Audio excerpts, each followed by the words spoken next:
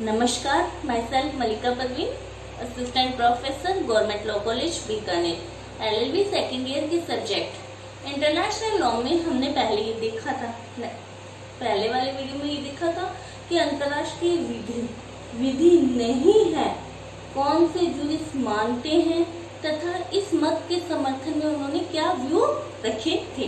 आज हम देखते हैं कि कौन से विधि शास्त्री इंटरनेशनल लॉ को वास्तव में विधि मानते हैं और क्यों मानते हैं, इसके पक्ष में उन्होंने क्या तर्क प्रस्तुत किए हैं। तो स्टार्ट करते हैं हम, ठीक है। इंटरनेशनल लॉ में की नेचर ऑफ इंटरनेशनल लॉ में दो शाखाएं थी। एक तो इंटरनेशनल लॉ को विधि नहीं मानते हैं, दूसरा इंटरनेशनल लॉ को विधि मानते हैं। तो कौन से विधि शास्त्री विधि मानते हैं और क्यों मानते हैं वो देखते हैं हम। फर्स्ट, स्टार्क कहते हैं कि अंतरराष्ट्रीय विधि वास्तव में विधि है, ये प्रूव हो चुका है, सिर्फ ये एक अध्ययन का विषय रह गया है। तो विधि शब्द के जो देने का तरीका है, विधि शब्द की जो परिभाषा दी गई है या उसको जिस तरीके से डिफाइन किया गया है उसके हिसाब से ये दो व्यू बट गए थे। तो अब स्टार्क न्याय विधि शास्त्री स्टार्क क्या मानते हैं कि विधायनी शक्ति के रूप में भी विधि प्रणाली में विद्यमान रहती है। अंतरराष्ट्रीय विधि में ये कह रहे हैं कि अंतरराष्ट्रीय विधि में क्या रहता है, विधायनी शक्ति विद्यमान रहती है। कैसे रहती है? स्टार्क कहते हैं कि आधुनिक विधि शास्त्र में ये सिद्ध हो चुका है कि इंटरनेशनल लॉ में विधायनी शक्ति मौजूद है। किस तरीके से मौजूद है? वो होता है अंतरराष्ट्रीय संधियां, यानी जो दो या दो से अधिक देशों के बीच में जो संधियां की जाती है, उन संधियों के रूप में अंतरराष्ट्रीय विधि में विधायनी शक्ति, लेजिस्लेचर पावर विद्यमान रहती है। इसके साथ में कहते हैं कि अगर अंतरराष्ट्रीय संधियों के द्वारा इंटरनेशनल लॉ में कोई नियम बनाया जाता है, किसी विषय के बारे में विधि बनाई जाती है, तो वो राज्य विधि की विधायिका के द्वारा बनाई गई विधि के समान ही होती है। यानी वो कह रहा है कि अगर राज्य विधि में लेजिस्लेचर यानी विधायिका के द्वारा कोई लॉ बना दी जाती है और उसी तरह इंटरनेशनल लॉ में अगर संधियों के द्वारा कोई नियम कानून लॉ बना दी जाती है, तो दोनों लॉ में सिमिलरिटी है, दोनों एक समान है। ठीक है, स्टार्क ये कहता है। फिर ये कह रहा है कि संधियों के रूप में विद्यमान रहती। नेक्स्ट आता है प्रोफेसर ओपेनहाइम में कहते हैं कि अंतरराष्ट्रीय विधि वास्तव में विधि है। इन्होंने यानी प्रोफेसर ओपेनहाइम ने ऑस्टिन द्वारा दी गई विधि की आलोचना की। ऑस्टिन ने क्या दी थी कि विधि संप्रभु का समादेश है और जिसका पालन न किया जाए तो वो अनुशास्ति के साथ मिलता है। तो प्रोफेसर ओपेनहाइम ने कहा कि हर विधि संप्रभु का समादेश नहीं होती और कोई जरूरी नहीं है हर विधि में अनुशास्ति संलग्न हो। तो ओपेनहाइम ने ये कहा कि ऑस्टिन द्वारा दी गई डेफिनेशन विधि की सही नहीं है। कुछ विधियां ऐसी भी होती है जो कि बहुसंख्यक वर्ग द्वारा स्वेच्छाएं अपना ली जाती है और जिनके पीछे कोई अनुशास्ति नहीं होती।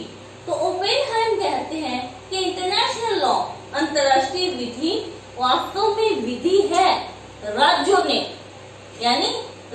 ने अंतरराष्ट्रीय विधि को सिर्फ नैतिकता ही नहीं माना। राज्यों ने इंटरनेशनल लॉ को सिर्फ और सिर्फ नैतिकता ही नहीं माना, बल्कि वो अंतरराष्ट्रीय विधि के नियमों को विधि के रूप में मानने के लिए बाउंड है। यानी कोई राज्य ये नहीं कह सकता कि मैं तो इस अंतर्राष्ट्रीय विधि को नहीं मानता या इस संधि का पालन मैं तो नहीं करता। जिस संधि पर राज्यों ने सिग्नेचर कर दिया या अंतर्राष्ट्रीय नियम, कोई अंतर्राष्ट्रीय नियम, रूल, रेगुलेशन, लॉ बन चुका है, तो उस अंतर्राष्ट्रीय विधि को राज्य ये कहकर ये नहीं कह सकता कि ये सिर्फ नैतिकता है, मैं ऐसा पालन करने के लिए बाउंड नहीं हूँ। उस राज्य को उस इंटरनेशनल लॉ को फॉलो करने या उसको मानने के लिए वो राज्य बाउंड माना जाता है। नेक्स्ट आ रहा है कि इस मत के समर्थक कौन कौन से विधिशास्त्री जूरिस्ट रहे हैं। तो इसमें है स्टार्क है, प्रोफेसर ओपेनहाइम है, सर हेनरी मैन है, ब्राइलरी है, प्रोफेसर ब्राइलरी है, हार्ट है और हार्ट है। यानी ये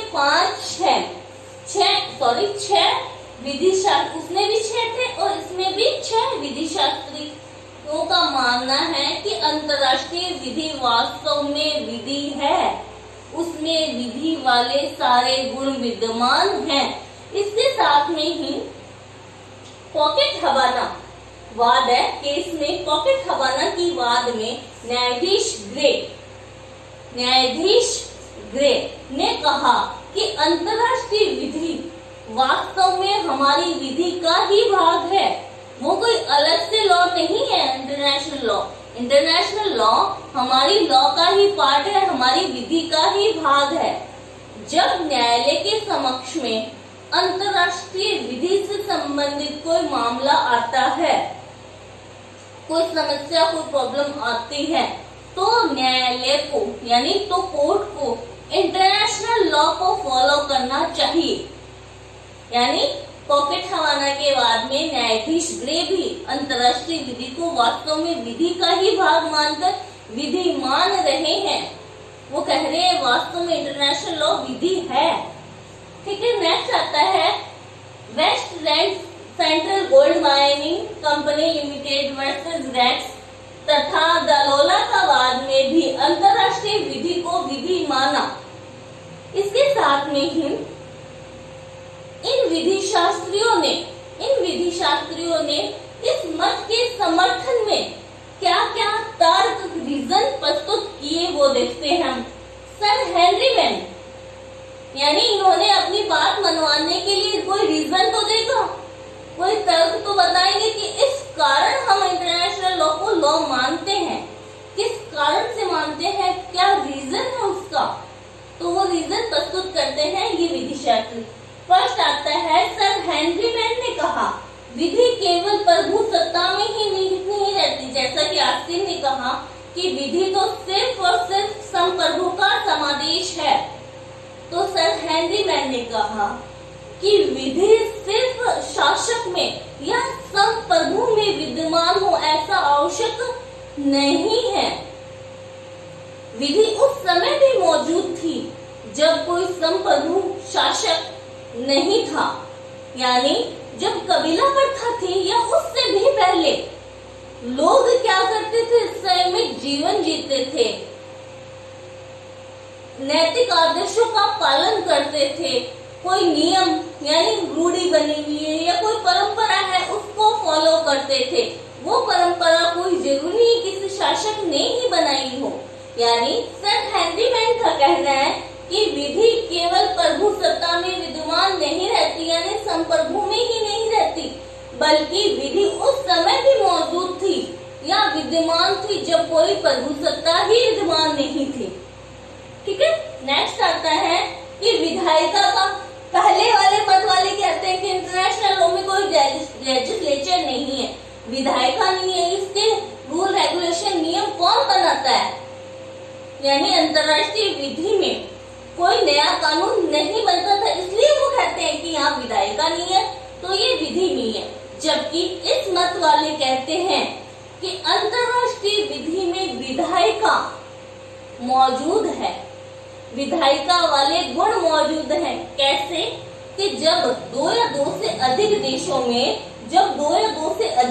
में अंतर्राष्ट्रीय संधियां होती है, वो संधियां क्या है, एक नए लॉ, एक नए नियम को उद्भव करती है, निर्माण करती है। तो उन अंतर्राष्ट्रीय संधियों ने विधायिका की कमी को पूरा कर दिया है।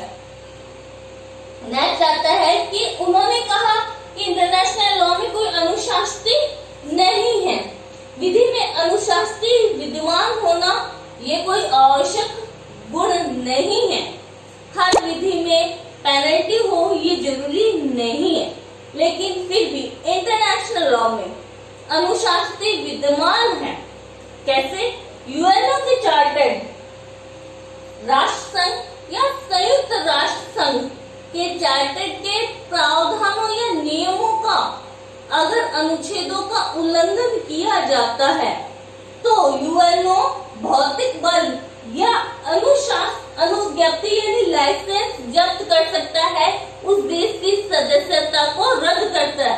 एग्जाम्पल, अगर चीन यूएनओ के चार्टर के प्रावधानों का उल्लंघन कर रहा है तो यूएनओ चीन की सदस्यता को कैंसिल कर सकता है, लाइसेंस कैंसिल कर सकता है। ठीक है, तो यानी भौतिक बल भी यूज कर सकता है या लाइसेंस रद्द कर सकता है या उसके सदस्यता को समाप्त कर सकता है या निलंबित कर सकता है। नेक्स्ट आता है, आस्तीन द्वारा विधि की जो परिभाषा दी गई वो सही नहीं है। वो तो सिर्फ ये कह रहे हैं कि विधि संप्रभु का ही समादेश है। आस्तीन ने अलिखित विधि, परंपरागत विधि को कोई महत्व नहीं दिया, जबकि इंग्लैंड में कॉमन लॉ एट प्रेजेंट विद्यमान है। तो वहां क्या कोई संप्रभु है क्या? वहां अलिखित कानून है और वहां पर कॉमन लॉ ही चलता आ रहा है। नेक्स्ट कहा कि यूएनओ, अब उसने कहा था कि न्यायालय नहीं है,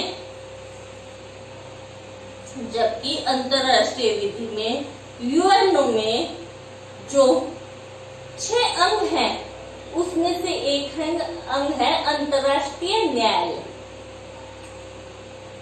यानी अंतरराष्ट्रीय न्यायालय के द्वारा दो या दो से अधिक देशों में अगर कोई विवाद उत्पन्न हो जाता है तो उस विवाद को हल किसके द्वारा किया जाता है? अंतरराष्ट्रीय न्यायालय द्वारा किया जाता है। और अंतरराष्ट्रीय न्यायालय द्वारा दिया गया निर्णय उन सब देशों पर बाध्यकारी होगा, यानी वो सब देश बाउंड होंगे जो यूएनओ के मेंबर्स हैं,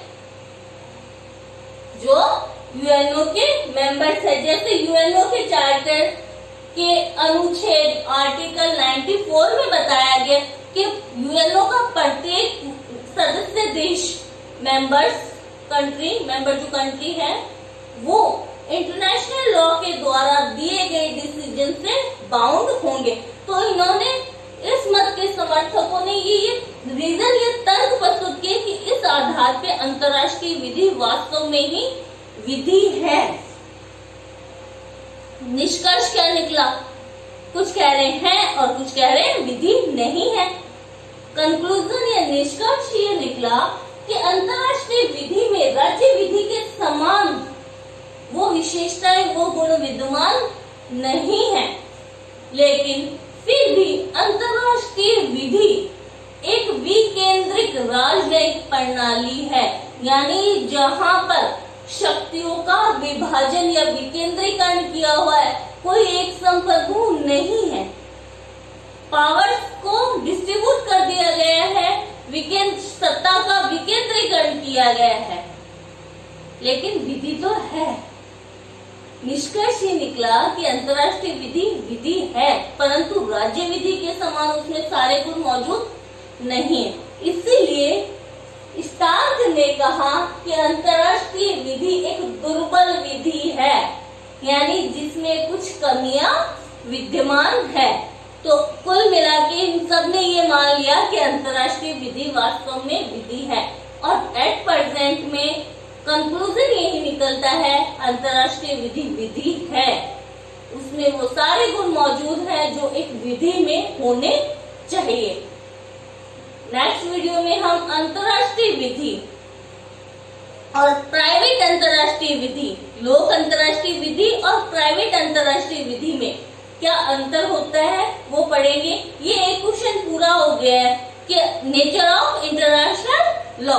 उसमें पहले वाले वीडियो में यानी पक्ष में वाले विपक्ष वाले मत वाला और ये पक्ष वाले दोनों आंसर जब लिखना है सेकेंड ईयर में तो आपको दोनों वीडियो वाले नोट्स ध्यान से पढ़ने और उसके बाद में आंसर करना है।